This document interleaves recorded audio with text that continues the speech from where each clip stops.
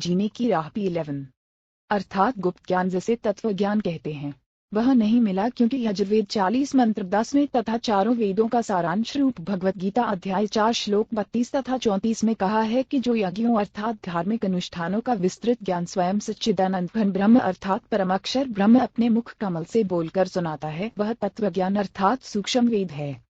गीता ज्ञानदाता ब्रह्म ने कहा है कि उस तत्वज्ञान को तू तत्वज्ञानियों के पास जाकर समझ, उनको दंडवत प्रणाम करने से, निम्रतापूर्वक प्रश्न करने से वे परमात्म तत्व को भली भांति जानने वाले तत्वदर्शी तुझे तत्वज्ञान का उपदेश करेंगे। इससे सिद्ध हुआ कि तत्वज्ञान न वेदों में है और न ही गीता शास्त्र में। यदि होता तो एक अध्याय और बोल देता, कह देता कि तत्वज्ञान उस अध्याय में पढ़े। संत गरीबदास जी ने मन के बहाने मानव शरीरधारी प्राणियों को समझाया है कि वह निर्गुण रासा अर्थात तत्वज्ञान न मिलने के कारण काल ब्रह्म की साधना करके आप जी करोड़ों जन्मों में राजा बने। फिर भी मन की इच्छा समाप्त नहीं हुई क्योंकि राजा सोचता है कि स्वर्ग में सुख है, यहाँ राज में कोई सुख चैन नहीं है, शांति नहीं है। रासा का भावार्थ निर्गुण का अर्थ है कि वह वस्तु तो है परंतु उसका लाभ नहीं मिल रहा। वृक्ष के बीज में फल तथा वृक्ष निर्गुण रूप में है, उस बीज को मिट्टी में बीज कर सिंचाई करके वह सगुण वस्तु वृक्ष को फल प्राप्त की जाती है। यह ज्ञान न होने से आम के फल वच्छाया से वंचित रह जाते हैं। झंझट अर्थात उलझा हुआ कार्य। सूक्ष्म वेद में परमेश्वर कबीर जी ने कहा है कि 9 मन 360 की ग्राव सूत कच्चा धागा कबीर 9 मन सूत उलझियारेशी रहे झक मार सतगुरु ऐसा सुलझा उलझे न दूजी बार। सरलार्थ परमेश्वर कबीर जी ने कहा है कि अध्यात्म ज्ञान रूपी 9 मन सूत उलझा हुआ है। एक की ग्राव उलझे हुए सूत को सीधा करने में 1 दिन से भी अधिक जुलाहों का लग जाता था। यदि सुलझाते समय धागा टूट जाता तो कपड़े में गांठ लग जाती। गांठ का ढीले कपड़े को कोई मोल नहीं लेता था। इसलिए परमेश्वर कबीर जुलाहे ने जुलाहों का सटीक उदाहरण बताकर समझाया है कि अधिक उलझे हुए सूत को कोई नहीं सुलझाता था। अध्यात्म ज्ञान उसी 9 मन उलझे हुए सूत के समान है जिसको सतगुरु अर्थात तत्वदर्शी संत ऐसा सुलझा देगा जो पुनः नहीं उलझेगा। बिना सुलझे अध्यात्म ज्ञान के आधार से अर्थात लोकवेद के अनुसार साधना करके स्वर्ग नरक 84 लाख प्रकार के प्राणियों के जीवन पृथ्वी पर किसी टुकड़े का राज्य स्वर्ग का राज्य प्राप्त किया, पुनः फिर जन्म मरण के चक्र में गिरकर कष्ट पर कष्ट उठाया। परंतु कालब्रह की वेदों में वर्णित विधि अनुसार साधना करने से वह परम शांति तथा सनातन परम धाम प्राप्त नहीं हुआ जो गीता अध्याय 18 श्लोक 62 में कहा है, और न ही परमेश्वर का वह परम पद। P12 कथा मार्कंडेय त्रिविध तथा आपसिच का संवाद प्राप्त हुआ, जहाँ जाने के पश्चात साधक लौटकर संसार में कभी नहीं आते, जो गीता अध्याय 15 श्लोक 4 में कहा है। काल ब्रह्म की साधना से निम्न लाभ होता रहता है। वाणी नम 3 इंद्र कुबेर ऋषि की पदवी, ब्रह्मा वरुण धर्मराया विष्णुनाथ के पुर जाकर बिहुर पूठा आया। सरलार्थ काल ब्रह्म की साधना करके साधक इंद्र का पद भी प्राप्त करता है। इंद्र स्वर्ग के राजा का पद है। इसको देवराज अर्थात देवताओं का राजा तथा सुरपति भी कहते हैं। यह सिंचाई विभाग अर्थात वर्षा मंत्रालय भी अपने अधीन रखता है। प्रश्न, इंद्र की पदवी कैसे प्राप्त होती है? उत्तर, अधिक तप करने से तथा 100 मान 4000 का ग्राव गाय के घी का प्रयोग करके धर्मयज्ञ करने से एक धर्मयज्ञ संपन्न होती है। ऐसी 100 धर्मयज्ञ निर्विघ्न करने से इंद्र की पदवी साधक प्राप्त करता है। तप या यज्ञ के दौरान यज्ञ या तप की मर्यादा भंग हो जाती है तो नए सिरे से यज्ञ तथा तप करना पड़ता है। इस प्रकार इंद्र की पदवी प्राप्त होती है। प्रश्न, इंद्र का शासन काल कितना है? मृत्यु उपरांत इंद्र के पद को छोड़कर प्राणी किस योनि को प्राप्त करता है? उत्तर, इंद्र स्वर्ग के राजा के पद पर 72 चौकड़ी अर्थात 72 चतुर्युग तक बना रहता है। एक चतुर्युग में सत्ययुग, त्रेतायुग, द्वापर युग तथा कलयुग का समय होता है, जो 1,728,000 जोड़ 1296000 जोड़ 86400 जोड़ 432000 क्रमशः सत्ययुग, त्रेतायुग, द्वापर युग, कलयुग का समय अर्थात 43,20,000 वर्ष का समय एक चतुर्युग में होता है। ऐसे बने 72 चतुर्युग तक वह साधक इंद्र के पद पर स्वर्ग के राजा का सुख भोगता है। एक कल्प अर्थात ब्रह्मा जी के एक दिन में जो 1008 चतुर्युग का होता है, 14 जीव इंद्र के पद पर रहकर अपना किया पुण्य कर्म भोगते हैं। इंद्र के पद को भोगकर वे प्राणी गधे का जीवन प्राप्त करते हैं। कथा, मार्कंडेय ऋषि तथा अप्सरा का संवाद। एक समय बंगाल की खाड़ी में मार्कंडेय ऋषि तप कर रहा था। इंद्र के पद पर विराजमान आत्मा को यह शर्त होती है कि यदि उसके शासनकाल में 72 चौकड़ी युग के दौरान यदि पृथ्वी पर कोई व्यक्ति इंद्र पद प्राप्त करने योग्य तप या धर्म यज्ञ कर लेता है और उसकी क्रिया में कोई बाधा नहीं आती है तो उस साधक को इंद्र का पद दे दिया जाता है और वर्तमान इंद्र से वह पद छीन लिया जाता है। इसलिए जहाँ तक संभव होता है इंद्र अपने शासनकाल में किसी साधक का तप या धर्म यज्ञ पूर्ण नहीं होने देता, उसकी साधना भंग करा देता है, चाहे कुछ भी करना पड़े। जब इंद्र को उसके दूतों ने बताया कि बंगाल की खाड़ी में मार्कंडेय नामक ऋषि तप कर रहे हैं, इंद्र ने मार्कंडेय ऋषि का तप भंग करने के लिए उर्वशी जीने की राह भी 13 इंद्र की पत्नी भेजी। सर्व श्रृंगार करके देवपुरी मार्कंडेय ऋषि के सामने नाचने गाने लगी। अपनी सिद्धि से उस स्थान पर बसंत ऋतु जैसा वातावरण बना दिया। मार्कंडेय ऋषि ने कोई उत्सुकता नहीं दिखाई। उर्वशी ने कमर का नाड़ा तोड़ दिया, निवस्त्र हो गई। तब मार्कंडेय ऋषि बोले, हे बेटी, हे बहन, हे माए, आप यह क्या कर रही हो? आप यहाँ गहरे जंगल में अकेली किस लिए आई? उर्वशी ने कहा कि ऋषि जी, मेरे रूप को देखकर इस अरण्य खंड बनखंड के सर्व साधक अपना संतुलन खो गए, परंतु आप डगमग नहीं हुए। जाने आपकी समाधि कहाँ थी? कृष्या, आप मेरे साथ इंद्रलोक में चलो, नहीं तो मुझे सजा मिलेगी कि तू हार कर आ गई। मार्कंडेय ऋषि ने कहा कि मेरी समाधि ब्रह्मलोक में गई थी, जहाँ पर मैं उन उर्वशियों का नाच देख रहा था जो इतना सुंदर है कि तेरे जैसी तो उनकी 7 ऋण 7 बांदियां अर्थात नौकरानियां हैं। इसलिए मैं तेरे को क्या देखता, तेरे पर क्या आसक्त होता। यदि तेरे से कोई सुंदर हो तो उसे ले आ। तब देवपुरी ने कहा कि इंद्र की पटरानी अर्थात मुख्य रानी मैं ही हूँ, मुझसे सुंदर स्वर्ग में कोई औरत नहीं है। तब मार्कंडेय ऋषि ने पूछा कि इंद्र की मृत्यु होगी तब तू क्या करेगी? उर्वशी ने उत्तर दिया कि मैं 14 इंद्र फोड़ेंगी। भावार्थ है कि श्री ब्रह्मा जी के एक दिन में 1008 चतुर्पुंग होते हैं, जिसमें 72 ऋण 72 चतुर्युग का शासन काल पूरा करके 14 इंद्र मृत्यु को प्राप्त होते हैं। इंद्र की रानी वाली आत्मा ने किसी मानव जन्म में इतने अत्यधिक पुण्य किए थे, जिस कारण से वह 14 इंद्रों की पटरानी बनकर स्वर्ग सुख तथा पुरुष सुख को भोगेगी। मार्कंडेय ऋषि ने कहा कि वे 14 इंद्र भी मरेंगे, तब तू क्या करेगी? उर्वशी ने कहा कि फिर मैं मृत्युलोक पृथ्वीलोक को मनुष्यलोक अर्थात मृलोक कहते हैं मैं गधी बनाई जाऊंगी, और जितने इंद्र मेरे पति होंगे वे भी पृथ्वी पर गधे की योनि प्राप्त करेंगे। मार्कंडेय ऋषि बोले कि फिर मुझे ऐसे लोक में क्यों ले जा रही थी जिसका राजा गधा बनेगा और रानी गधी की योनि प्राप्त करेगी? उर्वशी बोली कि अपनी इज्जत रखने के लिए, नहीं तो वे कहेंगे कि तू हार कर आई है। मार्कंडेय ऋषि ने कहा कि गधियों की कैसी इज्जत, तू वर्तमान में भी गधी है, क्योंकि तू 14 खत्म करेगी और मृत्यु उपरांत तू स्वयं स्वीकार रही है कि मैं गधी बनूंगी। गधी की कैसी इज्जत? इतने में वहीं पर इंद्र आ गया अपना इंद्र का राज्य मार्कंडेय ऋषि को देने के लिए। कहा कि ऋषि जी, हम हारे और आप जीते, आप इंद्र की पदवी स्वीकार करें। मार्कंडेय ऋषि बोले, रे इंद्र की पदवी मेरे किसी काम की नहीं, मेरे लिए तो काग कौवे की बीट के समान है। मार्कंडेय ऋषि ने इंद्र से फिर कहा कि तू मेरे बताए अनुसार साधना कर, तेरे को ब्रह्मलोक ले चलूंगा, इस इंद्र की राज्य को छोड़ दे। इंद्र ने कहा कि हे ऋषि जी, अब तो मुझे मौज मस्ती करने दो, फिर कभी देखूंगा। P14 कथा मार्कंडेय नावी तथा अप्सरा का संवाद। पाठक जनों, विचार करो, इंद्र को पता है कि मृत्यु के उपरांत गधे का जीवन मिलेगा, फिर भी उस क्षणिक सुख को त्यागना नहीं चाहता। कहा कि फिर कभी देखूंगा। फिर कब देखेगा? गधा बनने के पश्चात तो कुम्हार देखेगा। कितना वजन गधे की कमर पर रखना है, कहाँ से डंडा मारना है। ठीक इसी प्रकार इस पृथ्वी पर कोई छोटे से टुकड़े का प्रधानमंत्री, मंत्री, मुख्यमंत्री या राज्य में मंत्री बना है, या किसी पद पर सरकारी अधिकारी या कर्मचारी बना है, या धनी है, उसको कहा जाता है कि आप भक्ति करो, नहीं तो गधे बनोगे।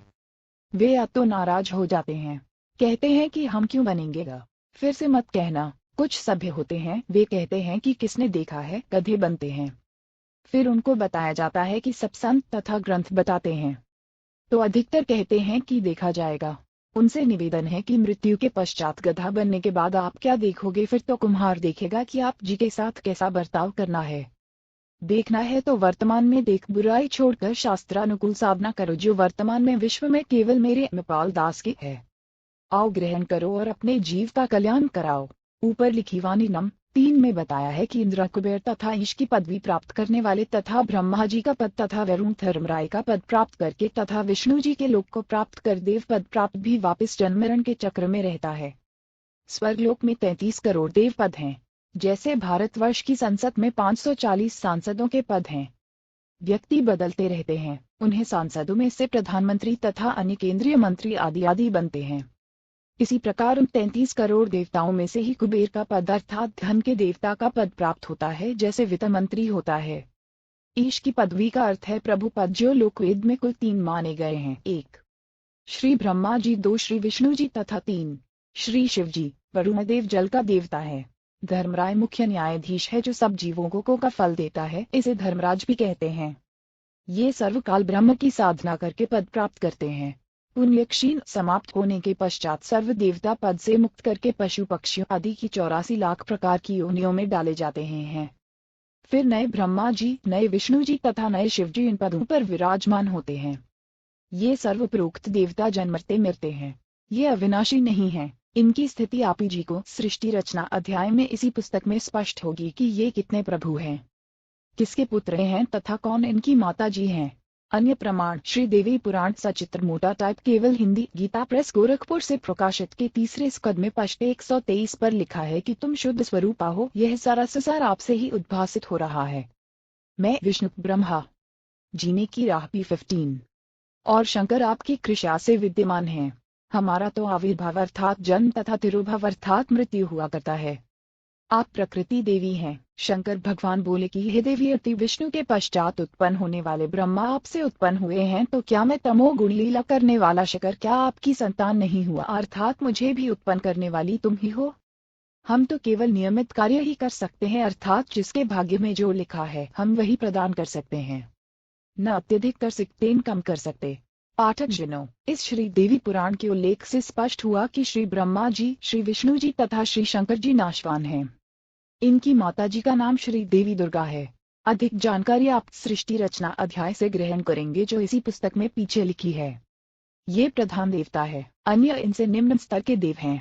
ये सर्व जन्मते मरते हैं, अविनाशी राम नहीं है, अविनाशी परमात्मा नहीं है।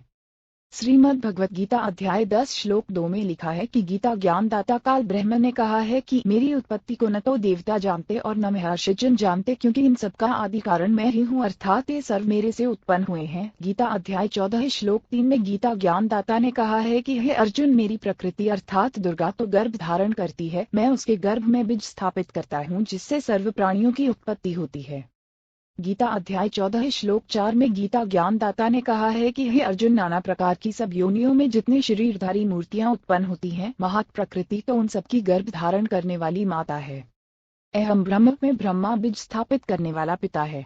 गीता अध्याय 14 श्लोक 5 गीता ज्ञानदाता ने स्पष्ट किया है कि हे अर्जुन, सत्वगुण श्री विष्णु जी, रजगुण श्री ब्रह्मा जी तथा तमगुण श्री शिव जी, ये प्रकृति अर्थात दुर्गा देवी से उत्पन्न तीनों देवता अर्थात तीनों गुण अविनाशी जीवात्मा को कर्मों के अनुसार शरीर में बांधते हैं।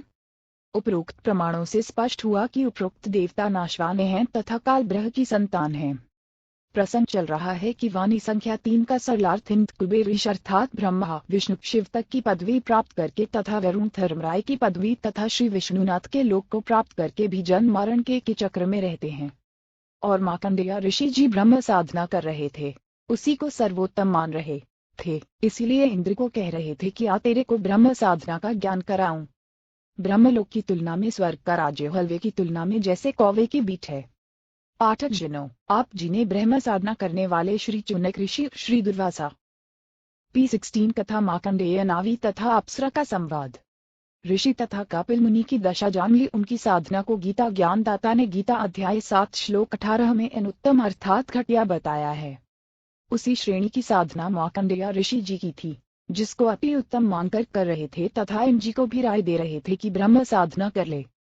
सूक्ष्म वेद में कहा है कि औरों पंथ बतावहीं आप न जाने राह, मोती मुक्ता दर्शत नाही, यह जब है सब अंतरे दिक्त के तुनंचे समय फिरा मोतिया बिंद्रे, 2 वेद पट्टे पर भेद न जाने बांचे पुराण 18। पत्थर की पूजा करें भूले सिरजन हराया, 3 वाणी नम, एक का भावार्थ अन्य को मार्गदर्शन करते हैं, स्वयं भक्ति मार्ग का ज्ञान नहीं। वाणी नम, 2 का भावार्थ तत्वदर्शी संत के अभाव के कारण मोती मुक्ता यानी मोक्ष रूपी मोती अर्थात मोक्ष मंत्र दिखाई नहीं देता। यह सर्व संसार अध्यात्म ज्ञान नेत्रहीन अंधा है।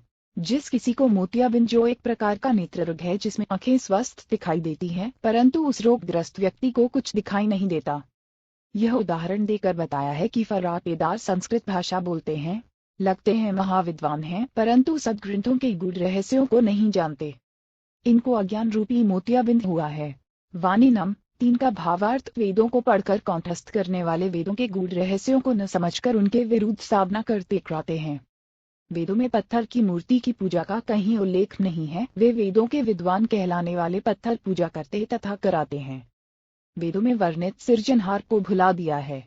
श्रीमद् भगवत गीता अध्याय 4 श्लोक 25 सेकंड 29 तक यही बताया है कि जो साधक जैसी भी साधना करता है इसे उत्तम मानकर कर रहा होता है। सर्व साधक अपनी अपनी भक्ति को पापनाश करने वाली जानते हैं। गीता अध्याय 4 श्लोक 32 में स्पष्ट किया है कि यज्ञों अर्थात धार्मिक अनुष्ठानों का ज्ञान स्वयं सच्चिदानंद घन ब्रह्म ने अपने मुख कमल से बोली वाणी में विस्तार के साथ कहा है। वह तत्व ज्ञान है जिसे जानकर साधक सर्व पापों से मुक्त हो जाता है। गीता अध्याय 4 श्लोक 34 में स्पष्ट किया है कि उस तत्व ज्ञान को तत्वदर्शी संत जानते हैं। उनको दंडवत प्रणाम करने से, नम्रता पूर्वक प्रश्न करने से वह तत्व ज्ञान को जानने वाले ज्ञानी महात्मा तुझे तत्व ज्ञान का उपदेश करेंगे। वह तत्व ज्ञान जिसे ऊपर की वाणी में निर्गुण रासा कहा है, नहीं मिलने से सर्व साधक जन्म मरण के चक्र में रह गए। मार्कंडेय ऋषि ब्रह्म साधना कर रहा था। श्रीमद् भगवत गीता अध्याय 8 जीने की राह P17 श्लोक 16 में कहा है कि ब्रह्मलोक में गए साधक भी पुनरावर्ती अतत बार बार जन्म मरण के चक्र में ही रहते हैं। वाणी संख्या 4 असंख्य जन्म तो है मिलता होगे, जीवित क्यों न मरे रे। 12 मध्य महल मट बोड़े बहर न देह धरे रे।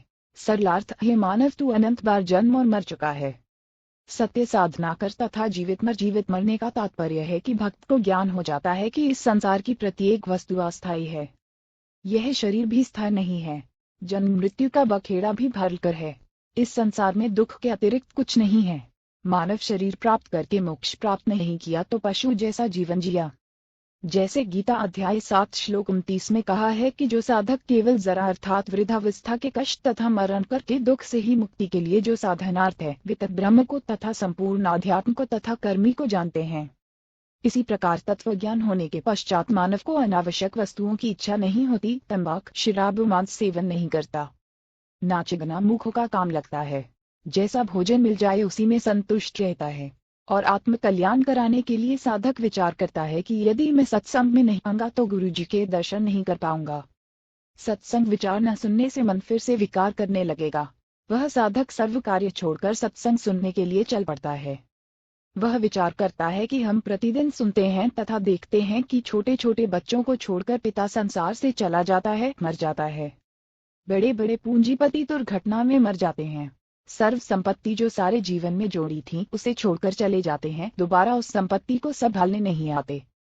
मृत्यु से पहले एक दिन भी कार्य छोड़ने का दिल नहीं करता था। अब परमानेंट कार्य छूट गया। आज भाई को फुर्सत के एक भक्त सत्संग में जाने लगा। दीक्षा ले ली, ज्ञान सुना और भक्ति करने लगा। अपने मित्र से भी सत्संग में चलने तथा भक्ति करने के लिए प्रार्थना की, परंतु दोस्त नहीं माना। कह देता कि कार्य से फुर्सत, खाली समय नहीं है। छोटे छोटे बच्चे हैं, इनका पालन पोषण भी करना है। काम छोड़कर सत्संग में जाने लगा तो सारा धंधा चौपट हो जाएगा। वह सत्संग में जाने वाला भक्त जब भी सत्संग में चलने के लिए अपने मित्र से कहता तो वह यही कहता कि अभी काम से फुर्सत नहीं है। 1 वर्ष पश्चात उस मित्र की मृत्यु हो गई। उसकी अर्थी उठाकर कुल के लोग तथा नगरवासी चले। साथ साथ सैकड़ों नगर मोहल्ले के व्यक्ति भी साथ साथ चले। सब बोल रहे थे कि राम नाम सत है, सत बोले गत है। भक्त कह रहा था कि राम नाम तो सत है, परंतु आज भाई को फुर्सत है। नगरवासी कह रहे थे कि सत बोले गत है। भक्त कह रहा था कि आज भाई को P18 आज भाई को फुर्सत है। अन्य व्यक्ति उस भक्त से कहने लगे कि ऐसे मत बोल, इसके घर वाले बुरा मानेंगे। भक्त ने कहा कि मैं तो ऐसे ही बोलूंगा। मैंने इस मूर्ख से हाथ जोड़कर प्रार्थना की थी कि सत्संग में चल कुछ भक्ति कर ले। यह कहता था कि अभी फुर्सत अर्थात खाली समय नहीं है। आज इसको परमानेंट फुर्सत है। छोटे छोटे बच्चे भी छोड़ चला, जिनके पालन पोषण का बहाना करके परमात्मा से दूर रहा। भक्ति करता तो खाली हाथ नहीं जाता, कुछ भक्ति धन लेकर जाता। बच्चों का पालन पोषण तो परमात्मा करता है।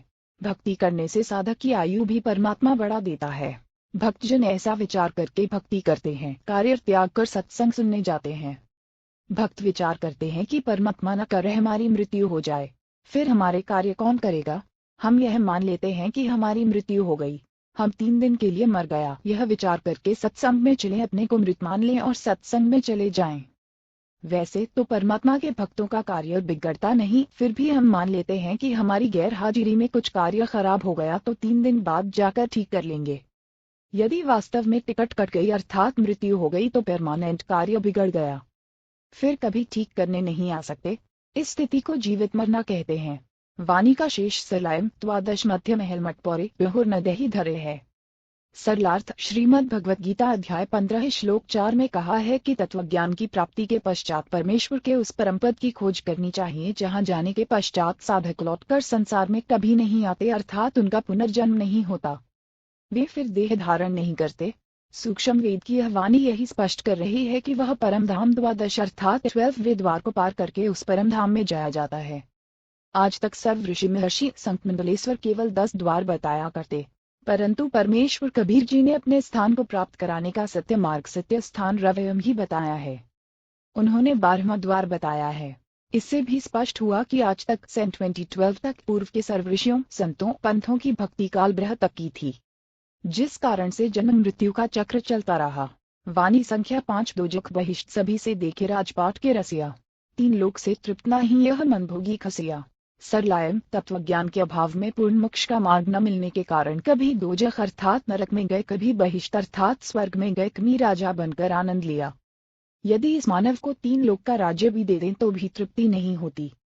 उदाहरण, यदि कोई गांव का सरपंच बन जाता है तो वह इच्छा करता है कि विधायक बने तो मौज होवे, विधायक इच्छा करता है कि मंत्री बने तो बात कुछ अलग हो जाएगी, मंत्री बनकर इच्छा करता है कि मुख्यमंत्री बने तो पूरी जीने की राह भी 1914 हो, आनंद ही न्यारा होगा, सारे प्रांत पर कमार चलेगी। मुख्यमंत्री बनने के पश्चात प्रबल इच्छा होती है कि प्रधानमंत्री बने तो जीवन सार्थक हो, तब तक जीवन लीला समाप्त हो जाएगी, फिर गधा बनकर कुम्हार के लठ दिखा रहा होगा। इसलिए तत्वज्ञान में समझाया है कि काल ब्रह्म द्वारा बना स्वर्ग नरक तथा राजपाट प्राप्ति की भूल भुलैया में सारा जीवन व्यर्थ कर दिया, कहीं संतोष नहीं हुआ। यह मन ऐसा खुसरा हिजड़ा है। एक अब्राहिम सुल्तान अधम नाम का बल्ख शहर का राजा था। वह पूर्व जन्म का बहुत अच्छा भक्त था, परंतु वर्तमान के ऐश्वर्य में मस्त होकर परमात्मा को भूल चुका था। राज के ठाठ में तथा महलों में आनंद मान बैठा था। एक दिन परमात्मा सत्यलोक से आकर एक यात्री का रूप बनाकर राजा के महल में गए तथा कहा कि हे सराय वाले, एक कमरा किराए पर दे, पैसे बता, रात्रि बितानी है। राजा ने कहा, हे भोले यात्री, आपको यह सराय धर्मशाला दिखाई देती है, मैं राजा हूँ और यह मेरा महल है। यात्री रूप में परमात्मा ने पूछा कि आपसे पहले इस महल में कौन रहते थे? राजा ने कहा कि मेरे पिता दादा परदादा रहते थे। यात्री रूप में परमेश्वर ने पूछा कि आप कितने दिन रहोगे इस महल में? राजा ने कहा, 1 दिन में भी चला जाऊंगा इन्हें छोड़कर। परमेश्वर बोले कि यह सराय नहीं तो क्या है? यह सराय है। जैसे तेरे बाप दादा गए ऐसे ही तू चला जाएगा, इसलिए मैंने महलों को धर्मशाला बताया है। राजा को वास्तविकता का ज्ञान हुआ, संसार की इच्छा त्याग कर आत्मकल्याण करवाया, सदा रहने वाला सुख तथा अमर जीवन प्राप्त करने के लिए दीक्षा ली और आजीवन भक्ति की, अपना मानव जीवन सफल किया। वाणी संख्या 6 सतगुरु मिले तो इच्छा मैट पद मिल पदे समाना, चल हंसा उस लुक बैठाऊं जो पदी अमर स्थाना। सरलार्थ, यदि तत्वदर्शी संत सतगुरु मिले तो उपरोक्त ज्ञान बताकर काल ब्रह्म के लोक की सर्व वस्तुओं से तथा पदों से इच्छा समाप्त करके पद मिल पदे समाना। इसमें एक पद का अर्थ है पद्धति अर्थात शास्त्र विधि अनुसार साधना, दूसरे पद का अर्थ है परम पद यानी पदवी। सतगुरु शास्त्र विधि अनुसार पद्धति बताकर परमेश्वर के उस परम पद की प्राप्ति करवा देता है जहां जाने के पश्चात साधक फिर लौटकर संसार में कभी नहीं आते है। भक्त, चल तुझे इस लोक में भेज दे जो आदि अमर स्थान है, अर्थात गीता अध्याय 18 श्लोक 62 में वर्णित सनातन परम धाम है जहाँ पर परम शांति है। वाणी संख्या 7 4 मुक्ति जहाँ चुम्पी करती माया हो रही दासी, दास गरीब अभय पद पर से मिले राम अविनाशी। सरलार्थ, उस सनातन परम धाम में परम शांति तथा अत्यधिक सुख है। काल ब्रह्मा के लोक में 4 मुक्ति मानी जाती हैं जिनको प्राप्त करके साधक अपने को धन्य मानता है, परंतु वे स्थायी नहीं हैं, कुछ समय उपरांत पुण्य समाप्त होते। आज भाई को फुर्सत P20 ही फिर 84 लाख प्रकार की योनियों में कष्ट उठाता है, परंतु उस सत्यलोक में चारों मुक्ति वाला सुख सदा बना रहेगा। माया आपकी नौकरानी बनकर रहेगी। संत गरीबदास जी ने बताया है कि अमर लोक में जाने के पश्चात प्राणी निर्भय हो जाता है और उस सनातन परम धाम में वह अविनाशी राम अर्थात परमेश्वर मिलेगा। इसलिए पूर्ण मोक्ष के लिए शास्त्रानुकूल भक्ति करनी चाहिए जिससे उस भगवान तक जाया जा सकता है। उपरोक्त वाणी तथा पूर्वोक्त विवरण से स्पष्ट हुआ कि श्री ब्रह्मा जी, श्री विष्णु जी तथा शिव जी और इनके पिता काल ब्रह्म अर्थात क्षर पुरुष व अक्षर पुरुष सर्वराम अर्थात प्रभु नाशवान हैं। केवल परमाक्षर ब्रह्म ही अविनाशी राम अर्थात प्रभु है। इस परमेश्वर की भक्ति से ही परम शांति तथा सनातन परम धाम अर्थात पूर्ण मोक्ष प्राप्त होगा, जहाँ पर चार मुक्ति का सुख सदा रहेगा। माया अर्थात सर्व सुख सुविधाएं साधक के नौकर की तरह हाजिर रहती हैं। सूक्ष्म वेद में कहा है कि कबीर माया दासी संत की उभय दे आशीष, विलसी और लातों छड़ी सुम्र सुम जगदीश। भावार्थ सर्व सुख सुविधाएं धन से होती हैं। वह धन शास्त्र विधि अनुसार भक्ति करने वाले संत भक्त की भक्ति का स्वतः होने वाला, जिसको प्राप्त करना उद्देश्य नहीं, वह फिर भी अवश्य प्राप्त होता है, बाय रिड्यूस्ड होता है। जैसे जिसने गेहूं की फसल बोई तो उसका उद्देश्य गेहूं का अन्न प्राप्त करना है, परंतु भूष अर्थात चारा भी अवश्य प्राप्त होता है। चारा तूड़ा गेहूं के अन्न का बाय प्रोडक्ट है। इसी प्रकार सत्य साधना करने वाले को अपने आप धन माया मिलती है। साधक उसको भोगता है, वह चरणों में पड़ी रहती है, अर्थात धन का अभाव नहीं रहता, अपितु आवश्यकता से अधिक प्राप्त रहती है।